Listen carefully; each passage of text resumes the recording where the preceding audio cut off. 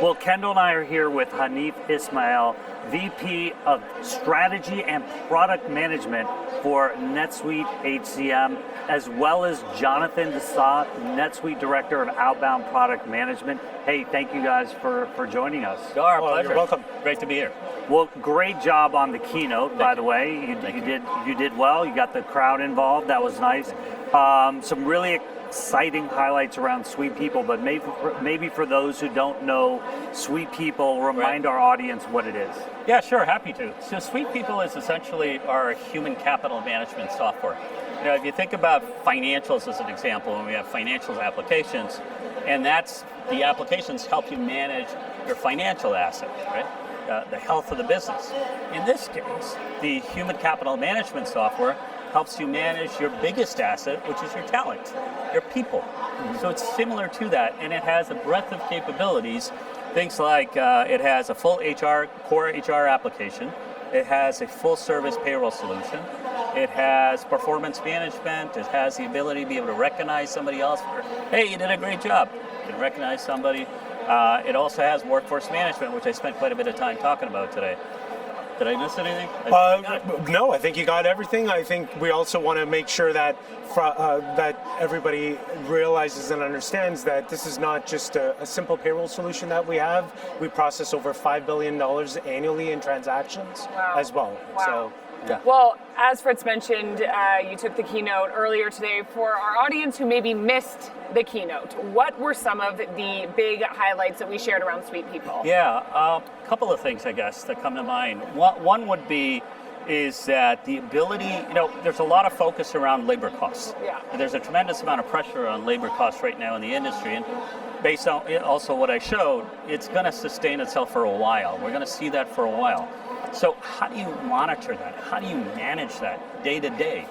And one way is you can now configure the dashboard, the financials dashboard, to actually include labor costs in there, so that on an ongoing basis, you're able to monitor that. And then from a shift scheduling perspective, there's a dashboard there. As you're scheduling your shifts, you're able to see if you're within your budget or outside of your budget. So it's really something that you can use on a real-time basis to be able to monitor your labor costs. Because the last thing you want to do is have people there and you don't have enough work for them, and you're wasting money, right? So it allows you to control a lot of that. And the ability to be, maybe he costs a lot less than you, as an example, and she costs a little more. So then you have the ability to be able to look at different scenarios and put in the right scenario to meet your labor cost targets. Makes sense. Yep. So what are some of the challenges, Jonathan, that our customers are solving with SuitePeople Workforce Management? Yeah, that's a great question. So the three main challenges we're hearing are around staffing shortages, around the costs associated with labor, as Hanif was alluding to, as well as employee retention. And so if you can consider staffing challenges and shortages, I should say, this is around planned or even unplanned absences, right? So whether it's employees taking time off or are sick, as well as seasonal demands. During Christmas, you have a lot more demand with respect to workforce needs. And so how we're helping with SuitePeople Workforce Management is we're allowing our customers to leverage the ability to have their employees swap shifts if they need to. With respect to labor costs, we give them the insights that they're able to look into via analytics to understand, like Hanif had showed in today's keynote, the ability to understand, is there a way of transferring overtime from one individual into another individual's work schedule? And then finally, from a retention standpoint, what we're doing is we're providing the features, the technology, and the capabilities to our customers to allow their employees to swap shifts, to be able to request time off. That information flows into workforce management so that their employees don't have to be scheduled when they're on their time off as well. The other thing, just to add to that, is you then take it to a different level with artificial intelligence. So now when you apply artificial intelligence to the process, right, you can react much more effectively, meaning one of the things that you're always trying to do is match your demand to your supply. So let's say you're operating a restaurant and you're staffing for that restaurant. With artificial intelligence, you're looking at so many different factors that are coming in. And then you're also looking at real-time factors. Maybe the weather changed.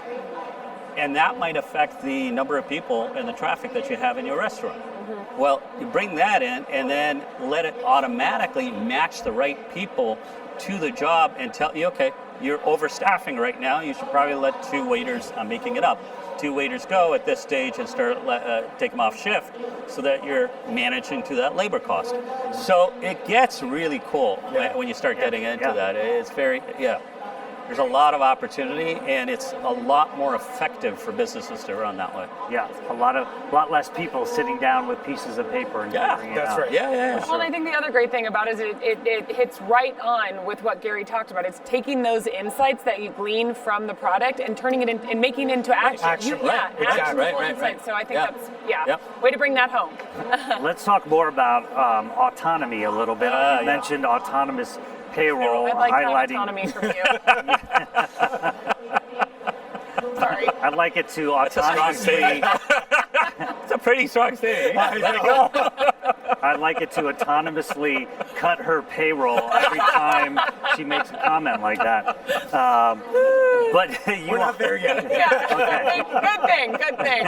I got your back, Anthony. Thank you. No problem. But you highlighted that opportunity, Hanif, I did, in your part of the keynote. Right. How will AI, some of these kinds of things, help customers streamline this type of payroll process that can be complex and multifaceted?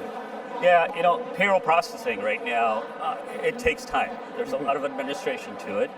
Although, like I was saying on stage today, if you combine workforce management with payroll and our financials, obviously, you save a significant amount of time.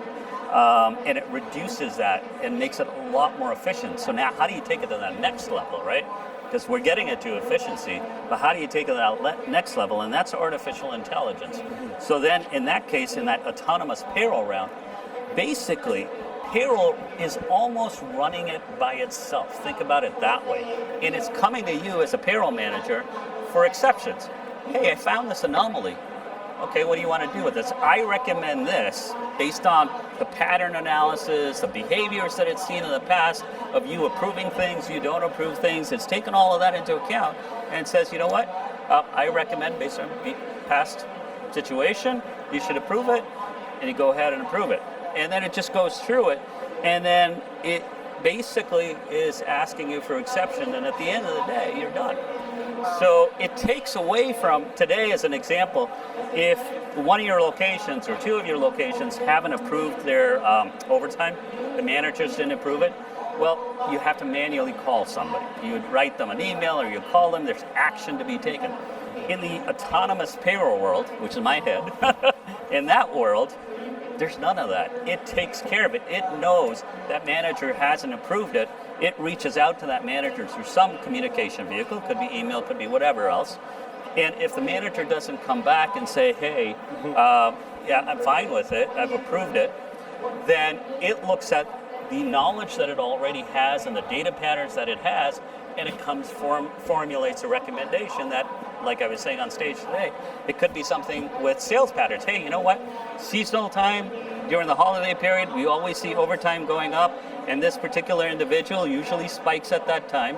So it's normal. I would recommend you continue to approve this. Because the last thing you want to do is if you owe somebody some money and you can't approve it because you don't have an approval yet to go ahead with it. And if it makes sense, you're in a position to be able to satisfy that employee and drive employee satisfaction because you're paying them for the work that they've done.